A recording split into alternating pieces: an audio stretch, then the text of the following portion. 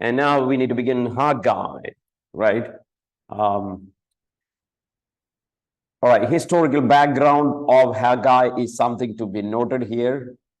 Of course, we already looked at about evil Merodach, right, after Nebuchadnezzar, who all came, and we saw this is what we focused here, that Cyrus II, we looked at, was the grandson of Astyages, who was the son of Cyaxares, who was the Median king who defeated Assyrians at Ashur, right? So we talked about the Cyrus the second, and his father actually defeated Assyrians.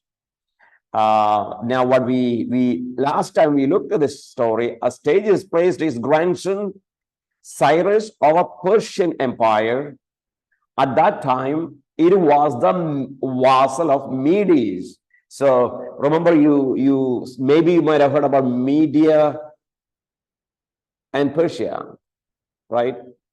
So in the beginning, Persian Empire was the vassal of Medes. Now, Cyrus remained loyal at first. Then his desire to rebel in 550 BC, he decided to rebel, made an alliance with the Babylonians, and by now bitter enemies of Medes. So what happened? Astyages launched an attack against Cyrus, but at the critical juncture of the campaign, his army defected, right? And in a brilliant move, Cyrus counterattacked the capital of Ecbatana, took Astyages a prisoner, and made Media itself a Persian province. So what happened? Of course, Persia was the vassal of Medes. Now, Media becomes a Persian province. So Persia became the greatest power now under Cyrus. Having consolidated his power, Cyrus sought to expand his control, first to the west against Lydia, then to the south against Babylon, right? So Cyrus started to march against whom? Babylon. He defeated the Lydians at Sardis and took Babylon without any struggle. It was easy for Cyrus to conquer Babylon very quick.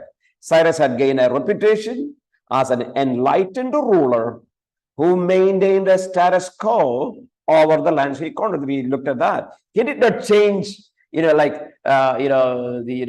was not like rulers are being moved, new rulers are coming. That's not the way Cyrus worked, right?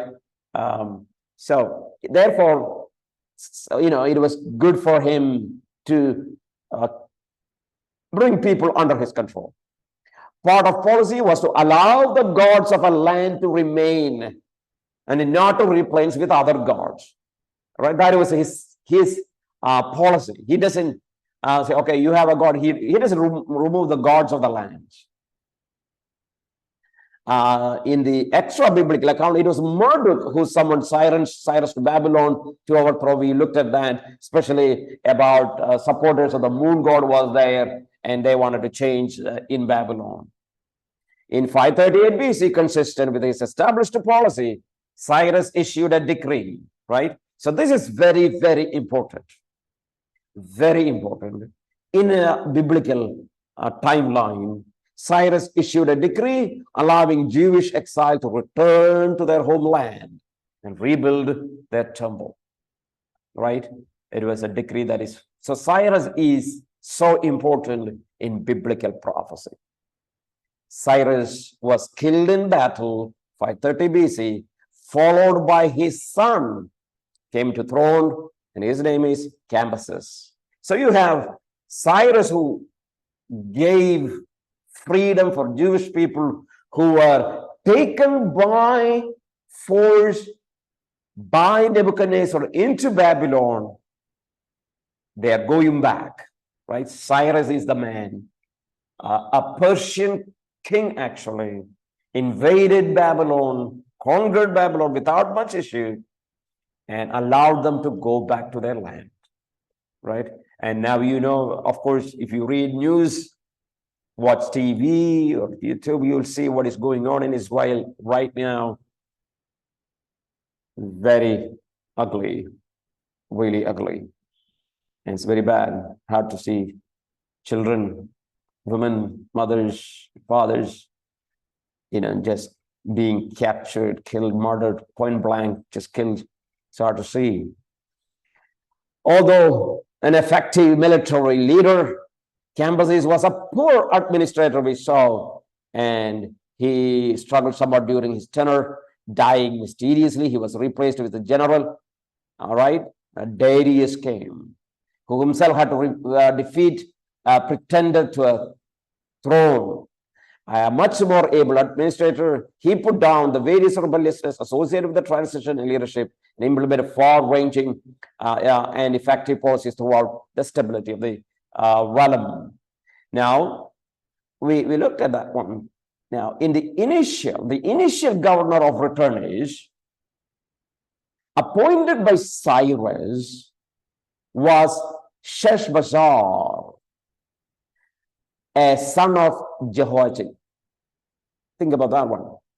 So Cyrus gave the order for Jewish people to return. And Cyrus also appointed a governor to Judea, the area of Judea. His name was Sheshbazzar. And we know that he, along with Joshua the high priest, and approximately 50,000 Jews, were the first one to return to Jerusalem from Babylon. So it is about 50,000 Jews returned in the first trip. A majority of the Jewish exiles, although maintaining their national and religious identity, chose to remain in Babylon. So what happened? Only 50,000 left. The rest of all of them are where? In Babylon. They had by then adjusted to life in a foreign land. They became accustomed to Babylonian culture. 70 years is not a short time. Most of the people are now, they're born and brought up in Babylon. Very people were there who are very old. So they loved Babylonian culture. They loved to be there. And did not want to face hardship of reestablishing a community in a devastated homeland. Jewish people don't want to go back.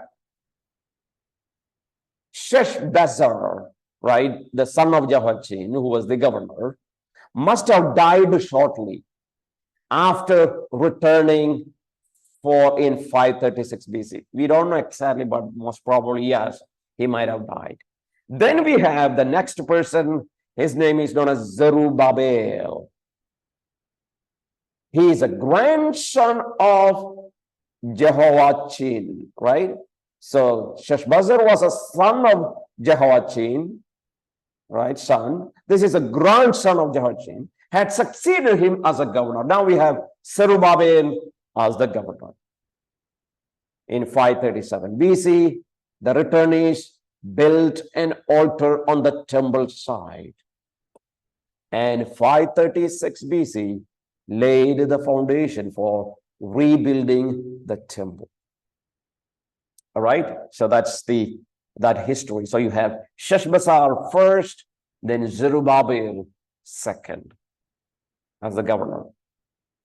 The Samaritans, a mixture of those Jews who had been exiled with the non-Jews brought in by conquering forces, endeavored to join the rebuilding program. Now, who joins here to rebuild the temple?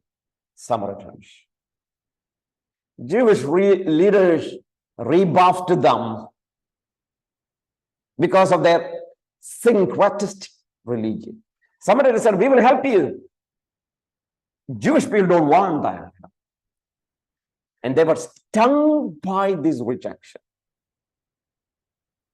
Samaritans began to harass the Jews, so much so that Jews were forced to halt what? The construction on the temple shortly after it had begun. They laid the foundation. They could not do go much. This hiatus continued through the reign of Cambyses until the time of Darius, right? So that's another person. Now you have Cyrus, Cambyses, Persian ruler, third Darius come.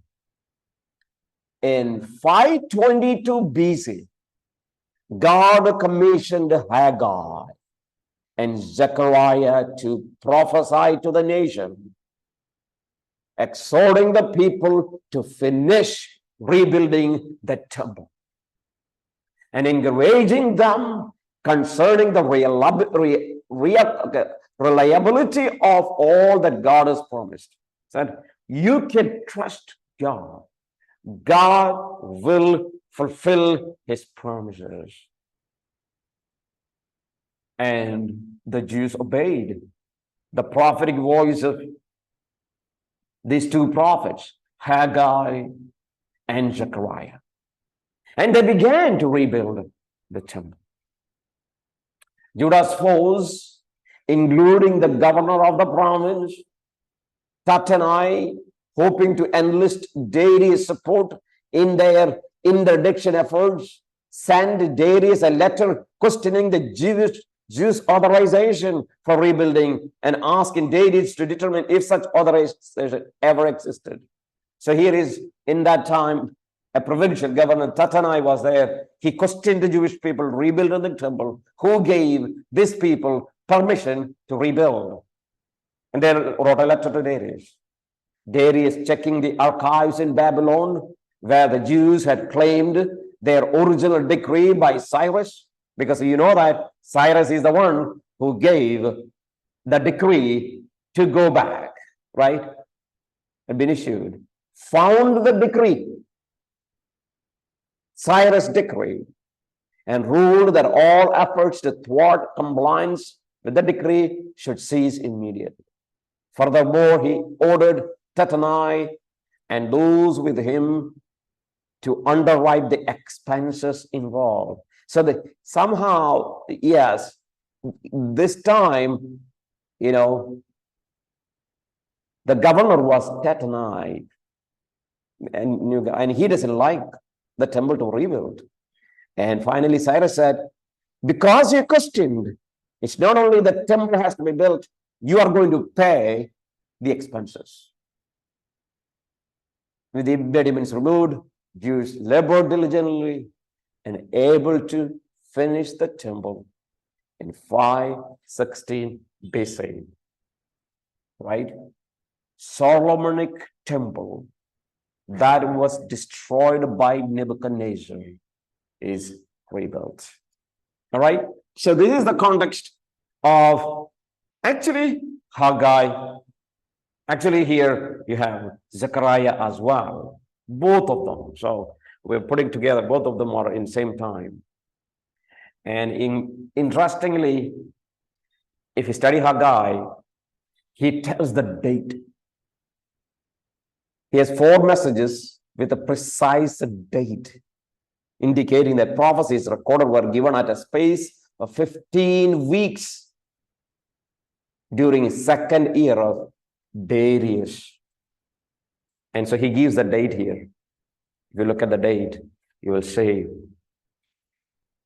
All right. What else to look at from here? The name Haggai means my feast. Yeah, that's the meaning. Although he's the only Haggai in the Bible, related forms suggest that the root was popular in forming names. So he's called many times other places, like about him, Haggai, you have other places mentioned. Ezra mentioned him. Zechariah mentioned him. All right, so of course, you know that who led the return is like other places you will see. They all talk about Haggai in a big way. Yeah. And unity, that's not much. Okay. And what is the outline, right? Outline is there are 4 messages for Haggai. Basically, the theme is the rebuilding the temple. And he goes like, first, exhortation to rebuild the temple. And then you have exhortation for the nation to be encouraged, exhortation for the nation to obey, and confirmation of God's promise. So that's how Haggai explains. All right. It's a small book, right? You don't have too many chapters, or just 2 chapters. Very simple one. Finally, in our discussion, we have Zechariah. Not much to discuss. Historical background, same as Haggai, just same. And date, if you look at Zechariah, includes 3 specific dates for the first part of the prophecy. But Zechariah is a long one. It's a little bigger book. And it, of course, he prophesied during the reign of Darius, which is true. And what is Zechariah means? Zechariah means God remembers. All right.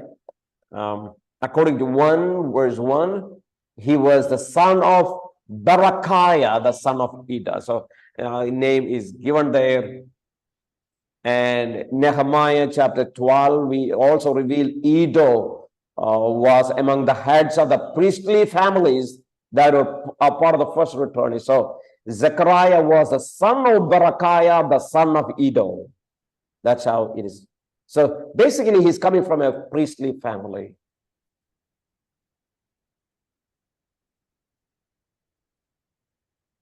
Nehemiah also tells that at some point, Zechariah succeeded his grandfather Iddo as the head of priestly family. So Zechariah was not only a prophet, but was a priest as well. Zechariah's father might have died early. All right. And it is generally held that Zechariah was a young man when he received the visions. Right. He was a very young man when he prophesied. He was a contemporary of Haggai, entering his prophetic ministry 2 months after Haggai. Now, so I said Zechariah is a little more lengthy prophecy, even though it is part of minor prophets. It has got more chapters, right? It has got 14 chapters. Zechariah. Zechariah is the most messianic prophet, the one who spoke about Christ much more than all other prophets. And there are a lot of prophecy is alluded in the New Testament.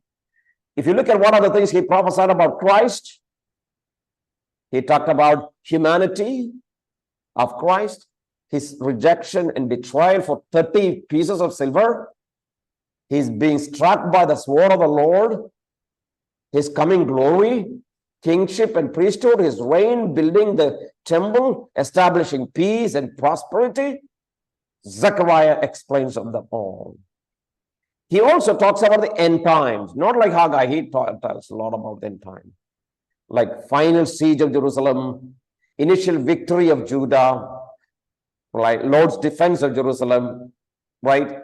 The Messiah is going to come on the Mount Olive. Remember that prophecy, which is very famous. Judgment of the nations, topographical changes to Judah. Yes, the mountains will be leveled. Yes, all these things are prophesied. It is quite interesting to remember them these days. All right, so that is what about his prophecy. Outlined, and by this we will stop. Yes, basically Zechariah prophesies deliverance and restoration of Israel. There are 2 major visions, 1 to 8 chapters and 9 to 14, second vision. In the introduction, you have repentance in the beginning, first 6 verses, then night vision. 8 prophetic night visions. Please go through as you read, if you can look into this outline, as you read the Bible, this will help you, right? So that is till chapter 6. Then you have fasting and future blessings from chapter 7 to 8. 8 visions. Then you have fasting and blessings. Then chapter 9 to 14, 2 salvation oracles talks about the king, arrival of the king, how God is going to restore the land. So these are the stories. All right, so friends, these are the main thing in here, and I will put a stop here for our prophetical books.